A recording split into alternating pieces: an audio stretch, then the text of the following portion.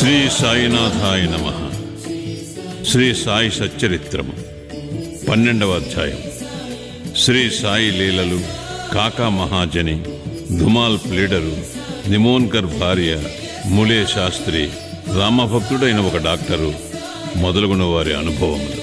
శిష్టులను రక్షించుటకు, దుష్టులను శిక్షించుటకు భగవంతుడు అవతరించున్న సంగతి పూర్వపు అధ్యాయములో తెలుసుకున్నాం. కానీ సద్గురుమూర్తుల కర్తవ్యము దానికి భిన్నమైనది. వారికి మంచివాడును చెడ్డవారును ఒకటే.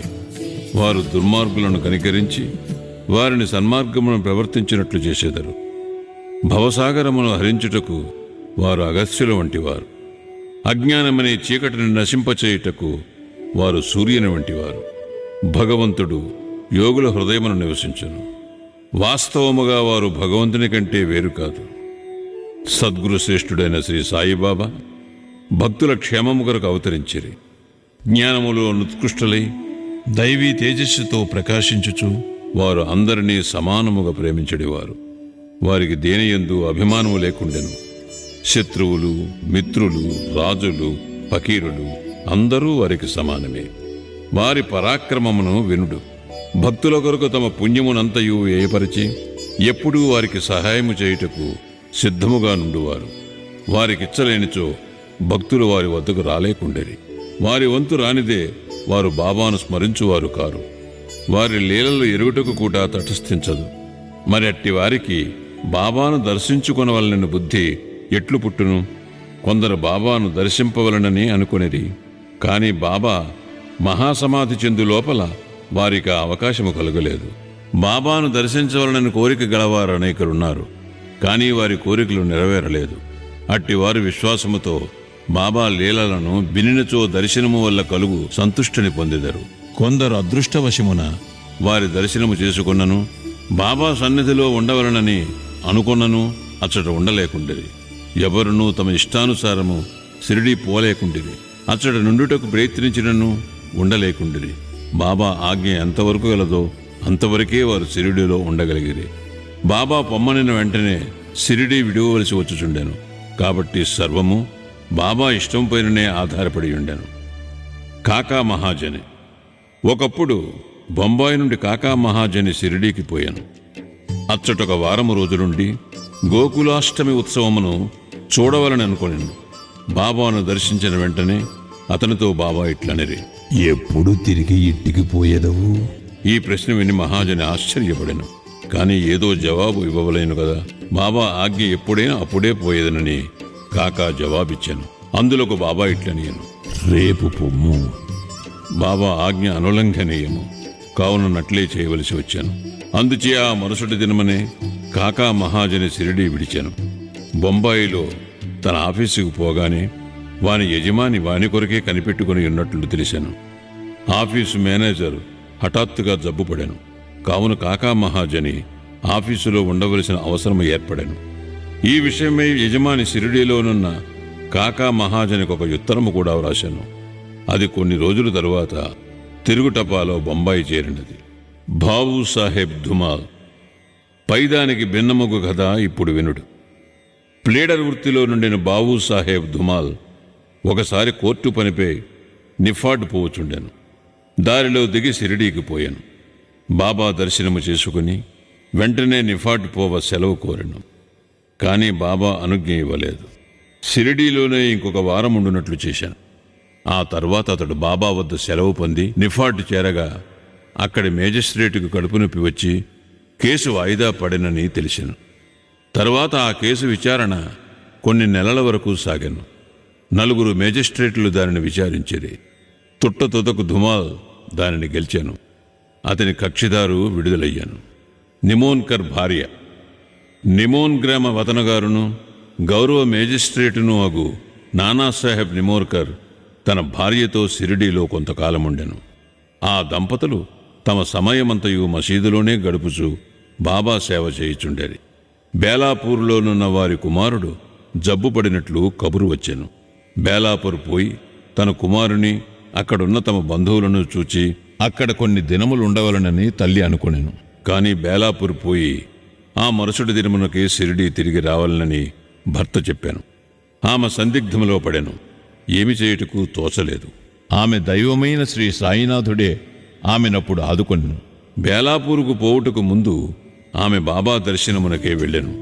అప్పుడు బాబా సాఠేవాడ ముందర నానాసాహెబ్ మొదలగు వారితో నుండెను. ఆమె బాబా వద్దకు పోయి సాష్టాంగ నమస్కారము చేసి బేలాపూర్ పోవుటకు అనుమతినిమ్మని కోరెను. అప్పుడు బాబా ఆమెతో ఇట్లు చెప్పాను: వెళ్ళుము, ఆలస్యము చేయవద్దు. హాయిగా బేలాపూర్లో 4 రోజులుండిరా. నీ బంధువులందరినీ చూచి నింపాదిగా షిరిడీకి రమ్ము. బాబా మాటలెంత సమయానుకూలముగా నుండెనో గమనింపుడు. నిమోన్కర్ ఆదేశమును బాబా ఆజ్ఞ రద్దు చేశాను. నాసిక్ నివాసియగు ముళే శాస్త్రి. ముళే శాస్త్రి పూర్వాచారపరాయణుడైన బ్రాహ్మణుడు, నాసిక్ నివాసి. ఆయన షట్శాస్త్ర పారంగతుడు, జ్యోతిష్య సాముద్రిక శాస్త్రములలో దిట్ట. అతడు నాగపూర్కు చెందిన కోటీశ్వరుడుకు బాపూసాహెబ్ బూటీని కలుసుకొనుటకు షిరిడీకి వచ్చెను. బూటీని చూచిన పిదప బాబా దర్శనమునకే మసీదుకు పోయాను. బాబా తన డబ్బుతో మామిడి పండ్లు, కొన్ని పలహారపు వస్తువులను కొని మసీదులోనున్న వారందరికీ పంచిపెట్టుచుండెను. మామిడి పండును బాబా ఒక చిత్రమైన విధముగా అన్ని వైపులా నొక్కిడేవారు. తినువారు ఆ పండును నోటబెట్టుకుని చప్పరించగానే రసమంతయు నోటిలోనికి పోయి తొక్క టెంక మిగిలిడివి. అరటిపండ్లు నొలిచి గుజ్జును భక్తులకు పంచిపెట్టి తొక్కలు బాబా తమ వద్ద ఉంచుకునేవారు. ముళే శాస్త్రి సాముద్రికము తెలిసినవాడొకటిచే పరీక్షించుటకై బాబాను చేచాచుడని అడిగాను. బాబా దానిని అసలు పట్టించుకొనక 4 అరటిపండ్లు అతని చేతిలో పెట్టిరి. తరువాత అందరూ వాడా చేరిరి. ములే శాస్త్రి స్నానము చేసి మడిబట్టలు కట్టుకుని అగ్నిహోత్రము మొదలగునవి ఆచరించుటకు మొదలెడెను. బాబా మామూలుగానే లెండీ తోటకు బయలుదేరాను. మార్గమధ్యమున బాబా హఠాత్తుగా గేరు తయారుగా నుంచుడు, ఈనాడు కాషాయ వస్త్రమును ధరించెదను అని అనెను. ఆ మాటలెవరికీ బోధపడలేదు. కొంతసేపటికి బాబా లెండీ తోట నుంచి తిరిగి వచ్చాను. మధ్యాహ్న హారతి కొరకు సర్వమూ సిద్ధమయ్యాను. మధ్యాహ్న హారతికి తనతో వచ్చేదరా అని ములే శాస్త్రిని బూటీ అడిగాను. సాయంకాలము బాబా దర్శనము చేసుకునేదనని శాస్త్రి బదులు చెప్పాను. అంతలో బాబా తన ఆసనముపై కూర్చుండెను. భక్తులు వారికి నమస్కరించారు. హారతి ప్రారంభమయ్యాను. బాబా నాసిక్ బ్రాహ్మణుని వద్ద నుంచి దక్షిణ తెమ్మనెను. బూటీ స్వయముగా దక్షిణ తెచ్చుటకై పోయాను. బాబా ఆజ్ఞ అతనికి చెప్పగానే అతడు ఆశ్చర్యపడెను. తనలో తానిట్లు అనుకొనెను: నేను అగ్నిహోత్రిని, బాబా గొప్ప మహాత్ముడే కావచ్చు, కానీ నేను ఆయన ఆశ్రితుడను కాని వారికి నేనెందుకు దక్షిణనీయవలను? సాయిబాబా అంతటి మహాత్ముడు బూటీ వంటి సంపన్నుని ద్వారా దక్షిణ అడుగుటచే అతడు కాదనలేకపోయాను. తన అనుష్ఠానమును మధ్యలోనే ఆపి బూటీతో మసీదుకు బయలుదేరను. మడితోనున్న తాను మసీదులో అడిగిడిన మైల పడిపోవదనని భావించి మసీదు బయటే దూరముగా నిలువబడి బాబాపై పువ్వులను విసిరెను. హఠాత్తుగా బాబా స్థానములో గతించిన తమ గురువగు గోలప్ స్వామి కూర్చొని ఉండెను. అతడు ఆశ్చర్యపడెను. అది కళా నిజమా అని సందేహపడెను. తనను తాను గిల్లుకొని మళ్లీ చూచెను. తాను పూర్తి జాగ్రత్తావస్థలోనే ఉన్నాడు. భ్రాంతి ఎగుటకు వీలు లేదు. ఆయనచో ఏనాడో గతించిన తన గురువు అచ్చడికెట్లు వచ్చెను. అతనికి నోట మాట రాకుండెను. తుదకు సందిగ్ధములన్నీ విడిచిపెట్టి మసీదులో ప్రవేశించి తన గురువు పాదములపై పడి లేచి చేతులు జోడించి నిలువబడెను. తక్కిన వారందరూ బాబా హారతి పాడుచుండగా ములే శాస్త్రి తన గురునామమునుచ్చరించుచుండెను. తాను అగ్రకులముకు చెందినవాడను పవిత్రుడను ఎను అభిజాత్యమును వదిలిపెట్టి తన గురుని పాదములపై పడి సాష్టాంగ నమస్కారమునర్చి కండ్లు మూసుకొనెను. లేచి కండ్లు తెరిచి చూచుసరికి వానిని దక్షిణ అడుగుచూ సాయిబాబా కనిపించాను. బాబా వారి ఆనందరూపమును ఊహకందని వారి శక్తిని చూచి ములే శాస్త్రి మైమరిచెను. మిక్కిలి సంతుష్టి చెందెను. అతని నేత్రములు సంతోష భాష్మములచే నిండెను. మనస్ఫూర్తిగా బాబాకు తిరిగి నమస్కరించి దక్షిణ నొసంగెను. తన సందేహము తీరినదని, తనకు గురుదర్శనం అయినదనియూ చెప్పాను. బాబా యొక్క ఆ ఆశ్చర్యకరమైన లీలను కాంచిన వారందరూ ఆశ్చర్యవంతుడి.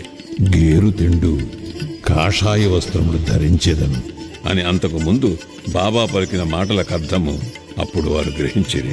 సాయి యొక్క లీలలు ఆశ్చర్యకరములు. రామభక్తుడైన డాక్టర్ ఒకనాడొక మామలతదార్ తన స్నేహితుడొక డాక్టర్తో కలిసి షిరిడీ వచ్చాను. షిరిడీ బయలుదేరుటకు ముందు తన మిత్రునితో ఆ డాక్టర్ తన ఆరాధ్య దైవము శ్రీరాముడనియు తన షిరిడీకి పోయి ఒక మహమ్మదీయునికి మనస్కరించుట లేదనియు చెప్పాను. అక్కడ షిరిడీలో బాబాకు నమస్కరించమని ఎవరూ బలవంత పెట్టరనియు, కలిసి సరదాగా గడుపుటకు తనతో రావాలననియు మామల్తదారు కోరెను. దానికి ఆ డాక్టర్ సమ్మతించాను. షిరిడీ చేరి బాబాను చూచుటకు వారు మసీదుకు పోయేరి.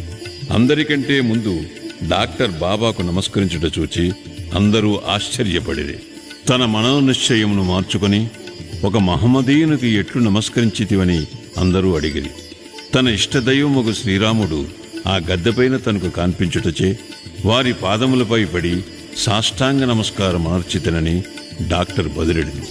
అతడట్లని తిరిగి చూడగా అక్కడ సాయిబాబానే కనిపించాను. ఏమీ తోచక అతడు ఇది స్వప్నమా ఏమి? వారు మహమ్మదీయులగుట ఎట్లు? వారు గొప్ప యోగ సంపన్నులైన అవతార పురుషులు అని నుడివెను. ఆ మరుసటి దినమే డాక్టర్ ఏదో దీక్ష వహించి ఉపవాసముండెను. బాబా తనను అనుగ్రహించే వరకు మసీదుకు పోనను నిశ్చయముతో మసీదుకు వెళ్ళుట మానెను. ఇట్లు 3 రోజులు గడిచెను. 4వ దినమున తన ప్రియ స్నేహితుడొకడు ఖాందేశు నుండి రాగా వానితో కలిసి మసీదులో బాబా దర్శనమునకై తప్పక మసీదుకు పోవలసి వచ్చాను. బాబాకు నమస్కరించగానే బాబా అతనితో, ఎవరైనా వచ్చి నిన్నెక్కడికి రమ్మని పిలిచితిరా ఏమి ఇట్లు వచ్చితివి అని ప్రశ్నించాను. ఆ ప్రశ్న డాక్టర్ మనస్సును కదిలించాను. ఆనాటి రాత్రియే నిద్రలో అతనికి గొప్ప ఆధ్యాత్మిక అనుభూతి కలిగి అనిర్వచనీయమైన ఆనందాన్ని అనుభవించాను. ఆ తరువాత అతడు తన ఊరికి పోయినను ఆ ఆనందానుభూతి 15 దినముల వరకు అటులనే ఉండెను. ఆ ప్రకారముగా అతనికి సాయిబాబా యందు భక్తి అనేక రెట్లు వృద్ధి పొందెను. పై కథల వలన, ముఖ్యముగా ముళే శాస్త్రి కథ వలన నేర్చుకున్న నీతి ఏమన, మనము మన గురువునందే అనన్యమైన నిశ్చల విశ్వాసముంచవలను. వచ్చే అధ్యాయములో మరికొన్ని సాయిలీలలు చెప్పెదను. 12వ అధ్యాయము సంపూర్ణము. సద్గురు శ్రీ సాయినాథార్పణమస్తు. శుభం భవతు.